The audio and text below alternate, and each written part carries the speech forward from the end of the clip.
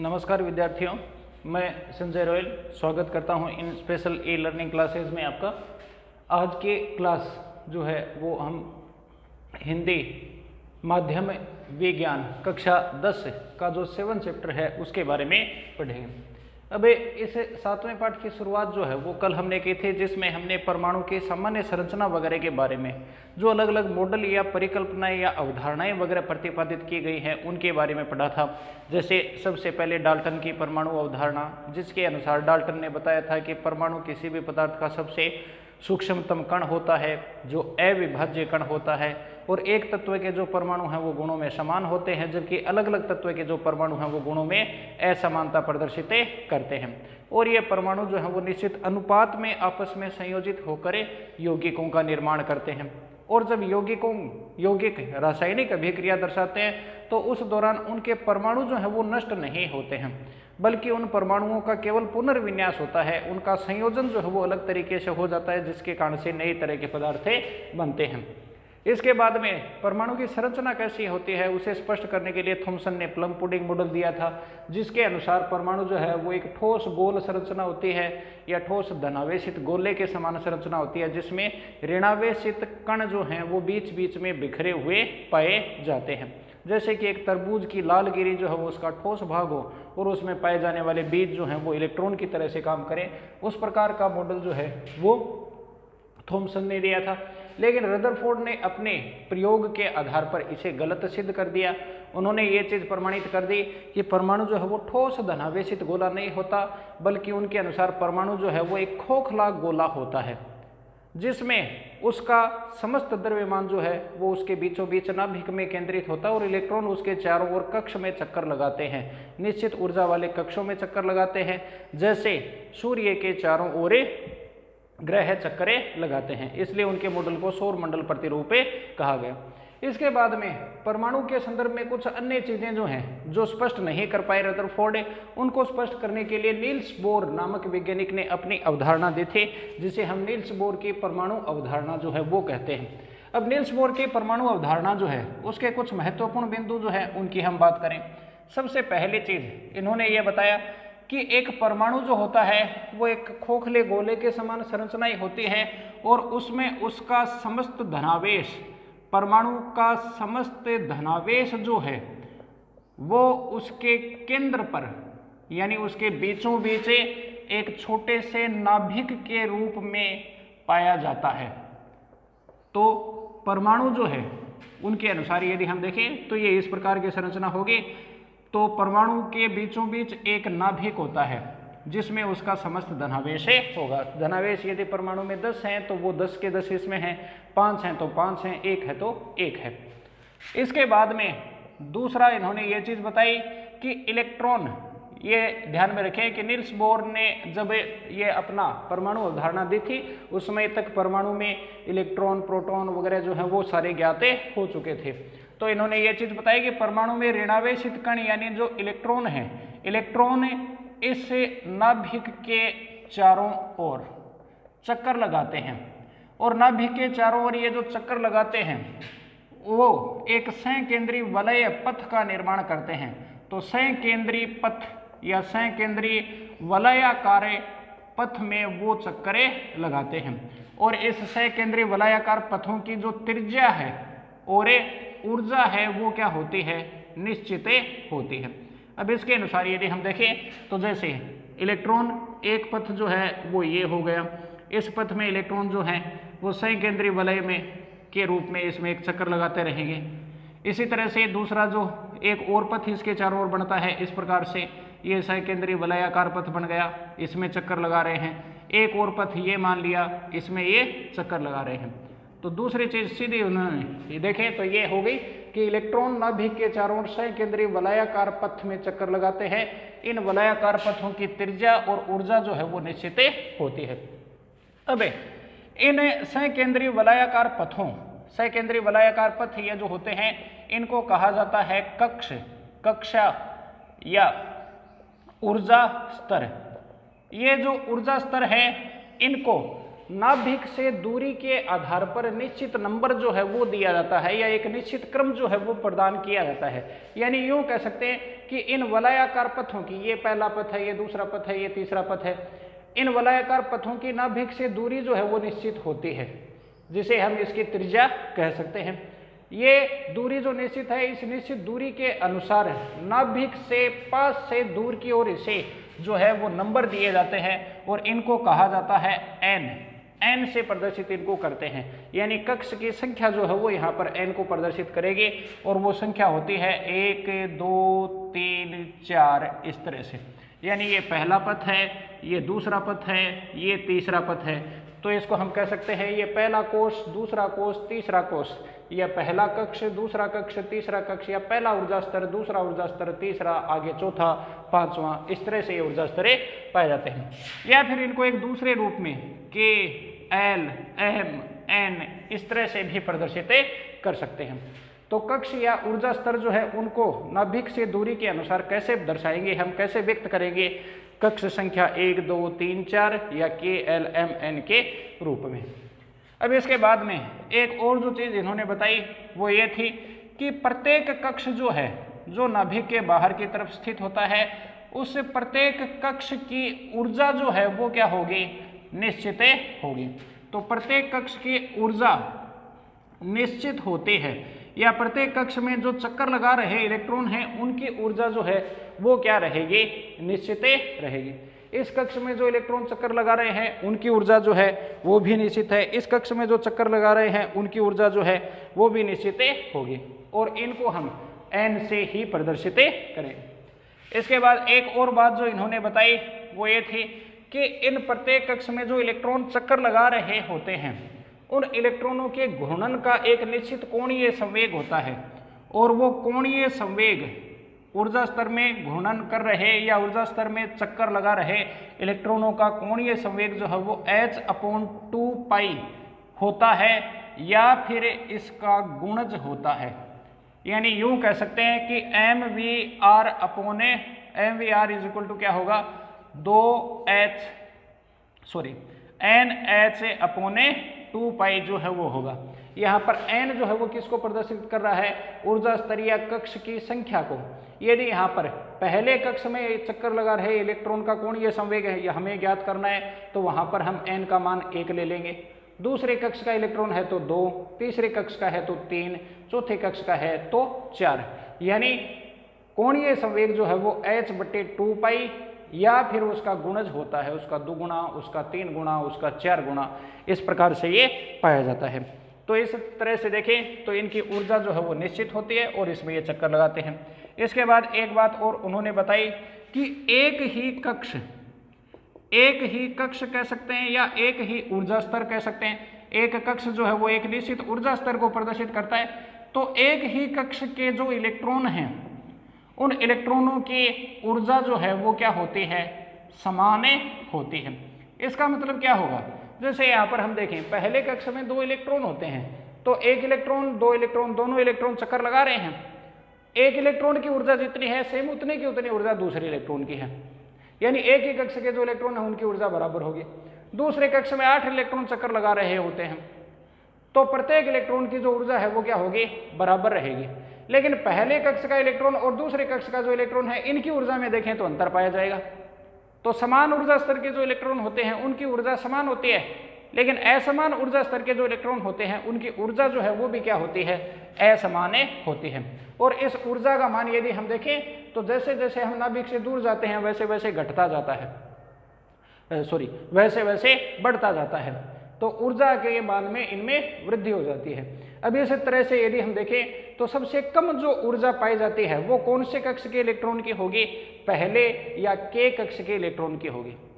दूसरे कक्ष में जो इलेक्ट्रॉन होते हैं उनकी ऊर्जा उससे कुछ ज्यादा होगी, यानी नीचे वाले या नाभिक के पास वाले जो ऊर्जा स्तर होते हैं उसको हम कहेंगे निम्न ऊर्जा स्तर, और बाहर वाले जो हैं उसको हम कहेंगे उच्च ऊर्जा स्तर।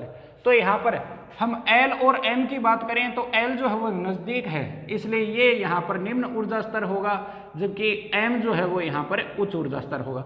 और हम तुलना करें K और L की, तो K जो है वो L से नजदीक है, इसलिए K निम्न ऊर्जा स्तर हो जाएगा और ये उच्च ऊर्जा स्तर हो जाएगा। तो नाभिक के पास में जो नाभिक के पास में जो कोश या ऊर्जा स्तर होता है उसकी ऊर्जा कम होती है, और जैसे जैसे हम उससे दूर जाते हैं वैसे वैसे उसकी ऊर्जा का मान जो है वो बढ़ता जाता है। और फिर बात करते हैं अंतिम बिंदु की। एक कक्ष में जो इलेक्ट्रॉन चक्कर लगा रहे होते हैं वो इलेक्ट्रॉन जो हैं वो अपने कक्ष को चेंज कर सकते हैं, यानी वो उच्च ऊर्जा वाले कक्ष से कहाँ पर आ सकते हैं, निम्न ऊर्जा वाले कक्ष में आ सकते हैं। या फिर दूसरे तरीके से बात करें तो निम्न ऊर्जा वाले या निम्न ऊर्जा स्तरे वाले जो इलेक्ट्रॉन हैं वो कहाँ पर जा सकते हैं, उच्च ऊर्जा स्तर में या उच्च कक्ष में भी जा सकते हैं। अब ये इलेक्ट्रॉन कैसे उच्च से निम्न ऊर्जा वाले स्तर में जाएंगे या कैसे निम्न से उच्च ऊर्जा वाले स्तर में जाएंगे, तो उसके बारे में नील्स बोर ने यह बताया कि उच्च ऊर्जा वाले स्तर में यदि कोई इलेक्ट्रॉन है और वो यदि निम्न ऊर्जा स्तर में आएगा, यानी यहाँ से यहाँ आएगा, तो इसका मतलब ये कह सकते हैं कि इसकी ऊर्जा का मान जो है वो अधिक है, इसकी ऊर्जा का मान क्या है, कम। इसलिए जो अतिरिक्त ऊर्जा होगी वो उसे क्या कर देगा, उत्सर्जित कर देगा। तो ऊर्जा का त्याग करके कोई भी इलेक्ट्रॉन जो है वो उच्च ऊर्जा वाले कक्ष से निम्न ऊर्जा वाले कक्ष में जा सकता है, या फिर कह सकते हैं बाहर वाले कोश से भीतर वाले कोश में आ सकता है। और यदि निम्न ऊर्जा से यानी L से M में जाए तो वो कैसे जाएगा, इसकी ऊर्जा कम है, यहाँ पर जाने के लिए इसे ज़्यादा ऊर्जा चाहिए इलेक्ट्रॉन को, तो ये कुछ ऊर्जा जो है वो कहाँ क्या करेगा, बाहर से अवशोषित करेगा। तो यदि कोई इलेक्ट्रॉन जो है वो एक निम्न ऊर्जा वाले स्तर से उच्च ऊर्जा वाले स्तर में या कोश में जाता है तो वो ऊर्जा का अवशोषण करता है, और इलेक्ट्रॉन जब उच्च ऊर्जा स्तर से निम्न ऊर्जा स्तर में जाता है तो वो ऊर्जा का क्या करता है, त्याग करता है। तो ये बात जो है वो नील्स बोर ने बताई, तो इसे नील्स बोर अवधारणा कहा जाता है। अब इसके बाद में नील्स बोर की परमाणु जो अवधारणा है उसके बाद में हमें आगे पढ़ते हैं परमाणु की संरचना वगैरह के आधार पर जो अलग अलग तत्वों के परमाणु होते हैं उनका वर्गीकरण जो है वो कैसे किया जाता है, वो इनकी विशेषताओं के आधार पर हमें अभी पढ़ते हैं। हाँ, तो इस चैप्टर के पहले भाग में हमने पढ़ा है परमाणु की संरचना या फिर उनकी विशेषताओं के बारे में जो अवधारणाएं वगैरह दी गई हैं उनके बारे में। अब इसके बाद में इस अध्याय का अगला जो भाग है वो हम पढ़ते हैं जो है तत्वों का वर्गीकरण।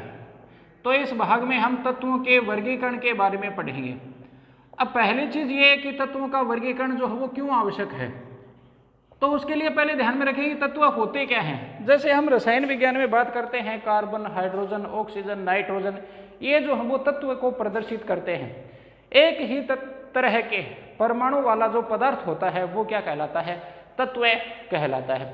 तो ऑक्सीजन, नाइट्रोजन, हाइड्रोजन, लोहा, तांबा, सोना, चांदी, कैल्शियम, मैग्नीशियम, ये सारे तत्व होते हैं। और इन तत्वों का सबसे छोटा जो भाग होता है या सबसे छोटा जो कण होता है वो इनका परमाणु होगा। इनकी कुछ निश्चित विशेषताएं होंगी, कुछ भौतिक कुछ रासायनिक गुण होंगे, उनके आधार पर इन तत्वों का वर्गीकरण किया जाता है। अब पहली चीज ये आती है कि वर्गीकरण की आवश्यकता क्यों है। वर्गीकरण की आवश्यकता इसलिए है क्योंकि तत्व जो है वो प्रकृति में बहुत ज्यादा संख्या में पाए जाते हैं। वर्तमान वर्गीकरण के आधार पर यदि हम पाएं तो ये मानना है कि 118 तत्व जो हैं वो मिलते हैं। अब ये 118 तत्व हैं, हर तत्व के गुणों के बारे में हम अध्ययन करने लगें तो वो बहुत ज़्यादा विस्तारित हो जाएगा और उसमें कई सारी जटिलताएं आ जाती हैं। इसलिए उसको सरल बनाने के लिए हम क्या करते हैं, एक जैसे गुणों वाले जो तत्व होते हैं उनको एक साथ रख लेते हैं एक वर्ग में और फिर उनका अध्ययन एक साथ कर लेते हैं। जैसे एक वर्ग में यदि 6 तत्व आ रहे हैं तो उसमें किसी एक तत्व का अध्ययन कर लिया, उसके गुणों के बारे में हमने जानकारी प्राप्त कर ली, बाकी 5 के गुण भी उसके समान ही है तो उन 5 को पढ़ना ही नहीं पड़ेगा। इसके कारण से वर्गीकरण यदि हम कर लेते हैं तत्वों का तो अध्ययन में सुविधा हो जाती है। तो तत्वों के अध्ययन में या उनके गुणों के अध्ययन में वर्गीकरण जो है वो महत्वपूर्ण भूमिका निभाता है और उससे अध्ययन जो है वो तत्वों का क्या हो जाता है, सरल हो जाता है। इसलिए उनका वर्गीकरण करना आवश्यक होता है। अब ये वर्गीकरण वगैरह जो है वो कैसे किया गया है उसके आधार पर देखें, हम आधुनिक वर्गीकरण के आधार पर या आवर्त सारणी के आधार पर तत्वों का वर्गीकरण पढ़ते हैं, लेकिन आज जो हम आवर्त सारणी पढ़ते हैं उससे पहले भी तत्वों का वर्गीकरण जो है वो किया जाता रहा है और वर्गीकरण में बार बार किए गए संशोधनों के परिणाम स्वरूप ही हमें आज वर्तमान में जो आवर्त सारणी हम पढ़ते हैं वो प्राप्त हुई है। तो इसलिए हम वर्गीकरण का जो इतिहास है उसके बारे में जाएंगे। तो उसमें पहले हम देखेंगे तो सबसे पहले तत्वों के वर्गीकरण का प्रयास जो है वो किया गया था किसके द्वारा? डोबेराइनर के द्वारा।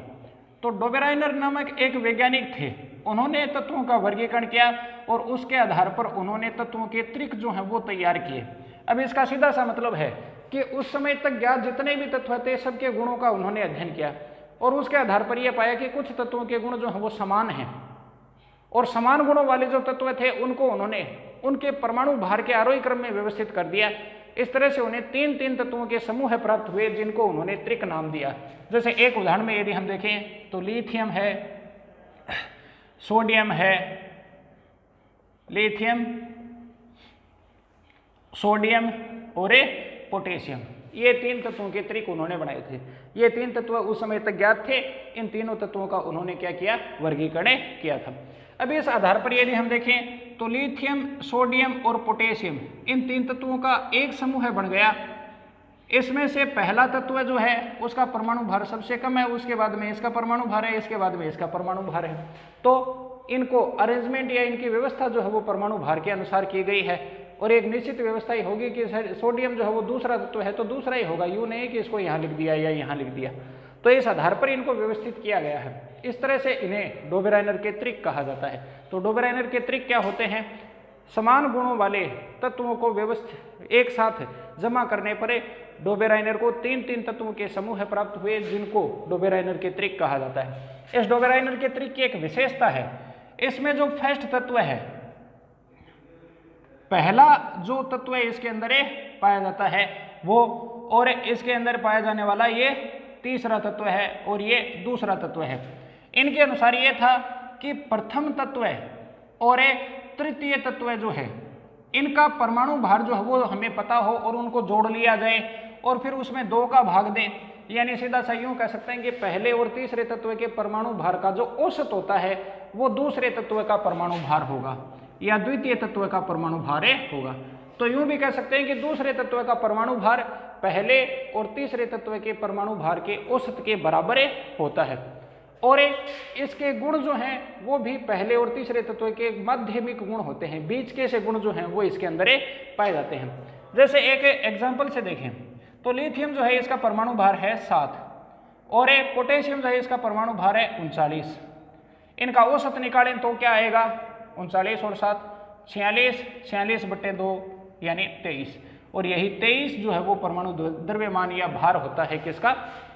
सोडियम का। तो सोडियम का परमाणु भार जो दूसरा तत्व है उसका परमाणु भार इस त्रिक के पहले और तीसरे तत्व के परमाणु भार का औसत है। ये इनकी विशेषता थी। अब इसकी एक कमी भी थी क्योंकि उस समय तक इतने ज्यादा तत्व जो हम वो ज्ञात भी नहीं थे, उनके बारे में जानकारी थी नहीं, लेकिन फिर भी जितने भी तत्व ज्ञात थे 23 तत्व ज्ञात थे, उनमें से 36 तत्व जो है वो ज्ञात थे उस समय तक।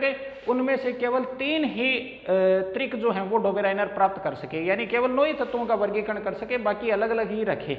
इसलिए ये कोई ज़्यादा महत्वपूर्ण वर्गीकरण नहीं है। इसके बाद में दूसरा जो वर्गीकरण है वो आता है न्यूलैंड का वर्गीकरण।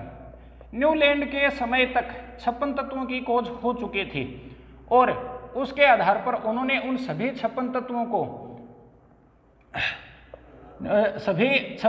को उन्होंने परमाणु भार के आरोही क्रम में व्यवस्थित किया, यानी पहले स्थान पर रखा जो सबसे हल्का तत्व था, फिर उससे भारी नंबर 2 पर, उससे भारी 3 पर, फिर 4, 5, 6, 7 और अंतिम 56वें स्थान पर रखा। 56वें स्थान पर उस समय तक ज्ञात सबसे भारी तत्व थोरियम रखा और पहले स्थान पर हाइड्रोजन को रखा था। इस तरह से तत्वों को आरोही क्रम में व्यवस्थित कर दिया। अब इस आरोही क्रम में ये व्यवस्था करने पर इन्होंने ये चीज पाई कि पहले तत्व के जो गुण हैं, पहला, दूसरा, तीसरा, इस तरह से ये तत्व जो हैं वो रखे हुए हैं।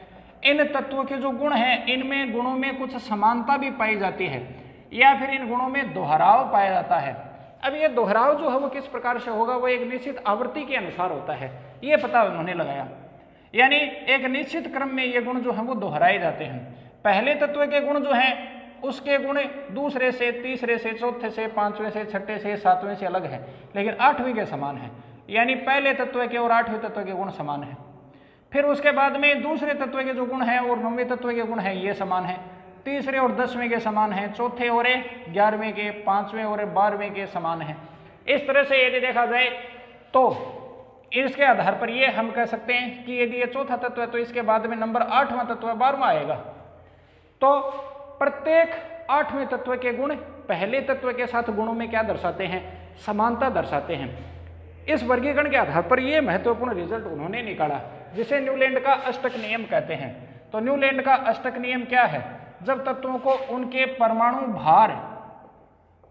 भार के आरोही क्रम में व्यवस्थित किया जाए तो प्रथम तत्व के गुण प्रत्येक 8वें तत्व के साथ गुणों में समानता प्रदर्शित करते हैं, या पहले तत्व के और 8वें तत्व के गुणों में क्या पाई जाती है, समानता पाई जाती है।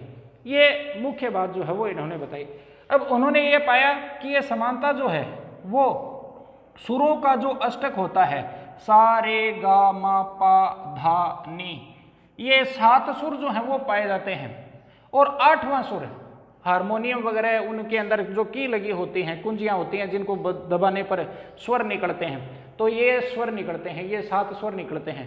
8वीं जो कुंजी होती है यानी 8वां जो सुर होता है वो फिर से कौन सा होगा, सा, 9वां सुर रे, 10वां गा, 11वां मा, इस तरह से होंगे। यानी प्रत्येक पहला स्वर और 8वां स्वर जो है वो गुणों में वो कैसा होता है, समान होता है। वैसे ही प्रत्येक पहले तत्व के और 8वें तत्व के गुणों में भी क्या पाई जाती है, समानता पाई जाती है। यह रिजल्ट उन्होंने निकाला, इसे न्यूलैंड का अष्टक नियम कहते हैं। तो न्यूलैंड का अष्टक नियम क्या है, जब तत्वों को उनके परमाणु भार के आरोही क्रम में व्यवस्थित किया जाए तो उनके पहले तत्व के और 8वें तत्व के गुण जो है वो समानता दर्शाते हैं। यह न्यूलैंड का अष्टक नियम है। लेकिन ये न्यूलैंड का अष्टक नियम जो है इसमें भी कुछ कमियां हैं। ये जो है वो केवल 20वें तत्व तक ही लागू होते हैं, उससे आगे और जो अन्य तत्व हैं वो इन नियमों का पालन नहीं करते। यानी कैल्शियम से आगे वाले जो तत्व हैं इस नियम का पालन नहीं कर रहे थे, तो ये इनकी एक कमी जो है वो आ गई थी। इसके अलावा इन्होंने ये भी कह दिया था कि प्रकृति में केवल 56 ही तत्व हैं, जबकि बाद में अन्य तत्वों की भी खोज हो गई। तो इस आधार पर इनका ये जो वर्गीकरण है वो कोई ज़्यादा महत्वपूर्ण नहीं रहा। इसके बाद में एक और महत्वपूर्ण वर्गीकरण दिया था किसने, मेंडलीफ ने। मेंडलीफ ने अपनी आवर्त सारणी, मेंडलीफ की आवर्त सारणी जिसको कहा जा सकता है वो प्रतिपादित की थी। तो मेंडलीफ ने तत्वों का सबसे पहला व्यवस्थित वर्गीकरण दिया था और उसके आधार पर सारणी के रूप में तत्वों को उन्होंने रखा था। यानी आवर्त सारणी का प्रतिपादन सबसे पहले किसने किया, मेंडलीफ ने किया था। अब मेंडलीफ की आवर्त सारणी की कुछ विशेषताएं हैं। पहला ये कि मेंडलीफ का जो वर्गीकरण है वो किस गुण पर आधारित है, परमाणु भार पर आधारित है या परमाणु द्रव्यमान पर आधारित है, और इन्होंने तत्वों को परमाणु भार के आरोही क्रम में ही व्यवस्थित किया था। और इन्होंने ये पाया कि परमाणु भार के आधार पर इनको व्यवस्थित करते हैं तो इनके गुणों में आवर्तिता पाई जाती है। इस आधार पर मेंडलीफ ने अपना आवर्त नियम जो है वो प्रतिपादित किया था। इसको विशेष तौर से ध्यान में रख लें। मेंडलीफ का आवर्त नियम यह कहता है कि तत्वों के भौतिक व रासायनिक गुणधर्म जो है वो गुणधर्म उनके परमाणु भार के आवर्त फल होते हैं। तो परमाणु भार के आवर्त फलन होते हैं या परमाणु भार के अनुसार वो आवर्ती प्रदर्शित करते हैं। ये बात बताई थी किसने, मेंडलीफ ने। तो ये मेंडलीफ का आवर्त नियम कहलाता है। सीधा सा है, तत्वों के भौतिक और रासायनिक गुणधर्म उनके परमाणु भार के आवर्त फलन होते हैं। इसके बाद इनकी और विशेषताओं की यदि हम बात करें तो वो ये था कि मेंडलीफ ने अपनी आवर्त सारणी, एक जो सारणी हम बनाते हैं उसे इस तरह से बनाते हैं। एक सारणी में इस तरह की लाइनें होती हैं इस प्रकार से। अब ये जो लाइनें हैं, अब इनको यदि हम देखें तो ये जो लाइनें हैं इस तरह से क्षैतिज लाइनें, और ये दूसरी जो हैं वो हैं ऊर्ध्वाधर लाइनें। ये तो हैं पंक्ति, और दूसरी ये खड़ी लाइनें जो होती हैं इनको हम कहते हैं कॉलम या फिर वर्ग। तो मेंडलीफ ने अपने आवर्त सारणी में इनको नाम दिया। ये जो पंक्तियां हैं इनको उन्होंने कहा था आवर्त, और जो ऊर्ध्वाधर खड़ी लाइनें हैं, कॉलम हैं, इनको उन्होंने कहा था वर्ग या फिर ग्रुप। तो आवर्त और वर्ग में विभेदित किया था। मेंडलीफ के आवर्त सारणी में आवर्त जो थे वो कुल कितने थे, 6, और वर्ग जो थे उनकी संख्या कितनी थी, 8।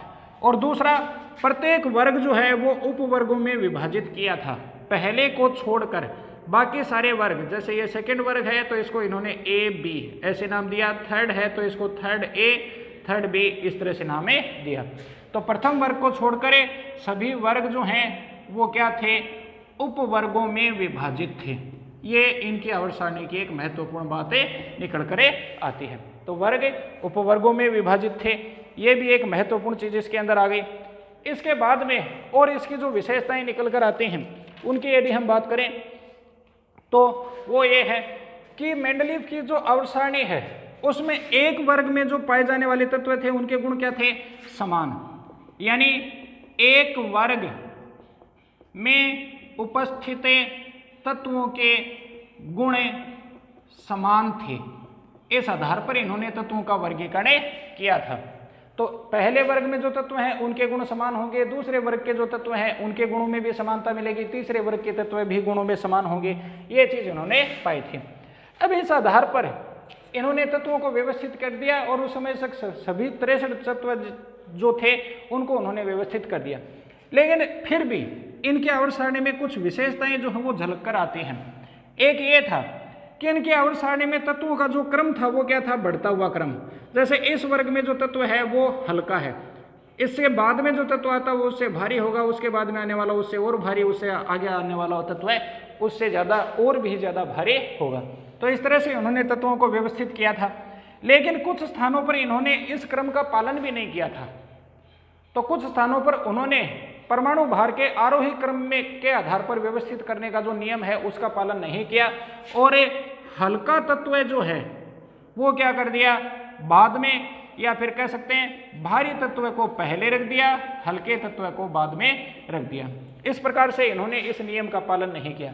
जैसे इनके आवर्त सारणी में देखें तो दो तत्व जो हैं उसमें ये विसंगति आती है, टेल्यूरियम और आयोडीन। टेल्यूरियम जो है उसके परमाणु भार की यदि हम बात करें तो टेल्यूरियम का परमाणु भार जो है वो आता है 127.6 और आयोडीन का परमाणु भार जो है वो आता है 126.9। अब इस आधार पर देखें तो टेल्यूरियम जो है वो भारी है, लेकिन टेल्यूरियम को यहाँ रखा है और आयोडीन को यहाँ रखा है। तो इस स्थिति में देखें तो आयोडीन हल्का होने के कारण से पहले आना चाहिए, टेल्यूरियम बाद में आना चाहिए। इस यहाँ पर इस नियम का पालन नहीं हो रहा है। लेकिन ये बात थी सही, क्योंकि आयोडीन जो है उसको किसके साथ रखना जरूरी था। आयोडीन वाले वर्ग में हम देखें तो फ्लोरीन, क्लोरीन, ब्रोमीन ये तत्व आ रहे हैं और आयोडीन के गुण इनके समान हैं। लेकिन आयोडीन को यदि यहाँ रख दिया जाए क्रम की पालना का नियम करते हुए तो फिर आयोडीन के गुण एक वर्ग में जो तत्व आने चाहिए उनके गुणों में समानता होनी चाहिए, उस नियम की पालना नहीं होगी। तो आयोडीन को उसके समान गुणों वाले वर्ग में ही रखा जाए, इसलिए आयोडीन को हल्का होते हुए भी टेल्यूरियम के बाद में रखा गया है और बाद में जाकर ये चीज़ जो है वो सही सिद्ध भी हुई। लेकिन इस कारण से मेंडलीव का जो नियम था कि परमाणु भार के आरोही क्रम में रखना है उसकी पालना यहाँ पर नहीं हुई, इसलिए मेंडलीव की कमी भी माना जाता है। लेकिन ये विशेषता निकल कर आई बाद में जाकर। और एक और बात जो मेंडलीव के अनुसार थी, उन्होंने कुछ तत्वों की भविष्यवाणी पहले से कर दी थी। कैसे, उसकी हम बात करते हैं। उन्होंने अपने आवर्त सारणी में कुछ रिक्त स्थान छोड़ दिए थे, कुछ खाली स्थान छोड़ दिए थे और उन खाली स्थानों पर उन्होंने कोई सा भी तत्व नहीं रखा। अब उनकी व्याख्या उन्होंने कैसे की, उनकी व्याख्या करते हुए उन्होंने बताया कि ये तत्वों के लिए जो खाली स्थान छोड़े गए हैं आवर्त सारणी में, उस समय तक ज्ञात जो 63 तत्व थे उनमें से कोई सा भी उस स्थान पर नहीं आ रहा है। लेकिन बाद में आगे जाकर कुछ अन्य तत्वों की खोज हो जाएगी जो इस स्थान पर आएंगे। यानी उस समय तक ज्ञात जो 63 तत्व थे उनके अलावा इन्होंने पहले से ही बता दिया कि कुछ और भी तत्व प्रकृति में अभी शेष हैं जिनकी खोज होना बाकी है। और खास तौर से उन्होंने 3 तत्वों की भविष्यवाणी की थी।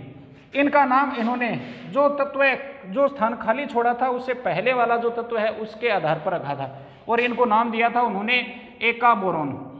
बोरोन के पास वाला जो रिक्त स्थान था वहां पर जो तत्व आएगा उसको नाम पहले से दे दिया एका बोरोन। एक एल्यूमिनियम के पास था तो इसको नाम दे दिया एका एल्यूमिनियम और तीसरा जो था वो था एका सिलिकॉन।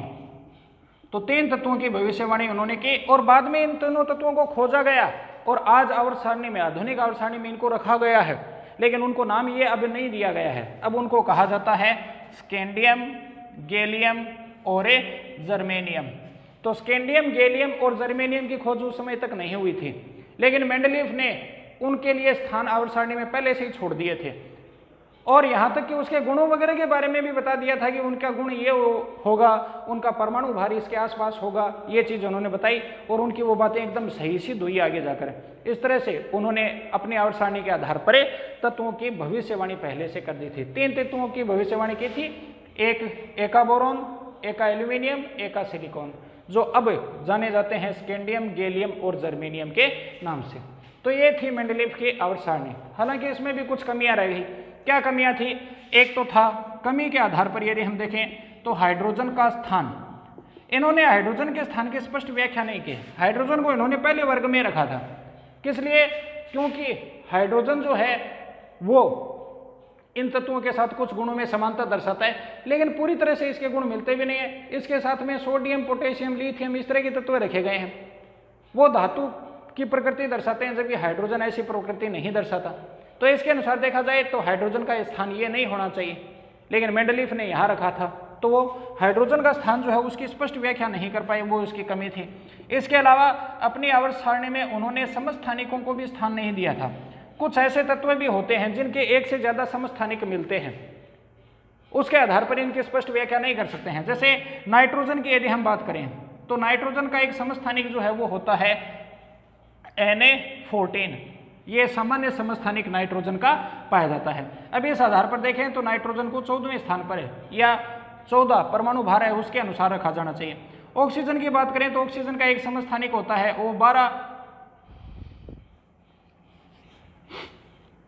कार्बन का होता है। ये ऑक्सीजन का जो समस्थानिक होता है वो होता है 16, ये एक सामान्य समस्थानिक इसका हो गया। तो अब इसके अलावा इसका एक समस्थानिक O18 भी मिलता है। तो परमाणु भार जो है, समस्थानिक किसे कहते हैं? किसी तत्व के ऐसे परमाणु जिनका परमाणु क्रमांक समान हो, परमाणु भार अलग अलग हो, उसे हम समस्थानिक कहते हैं। अब इस आधार पर देखा जाए तो इसको 16वें पर रखा जाना चाहिए, इसको 18वें के आधार पर रखा जाना चाहिए, है बल्कि है ऑक्सीजन ही। तो अब ऑक्सीजन को कौन से स्थान पर रहे, इस बात की स्पष्ट व्याख्या वो नहीं कर पाए थे। तो समस्थानिकों के स्थान की वो व्याख्या नहीं कर पाए।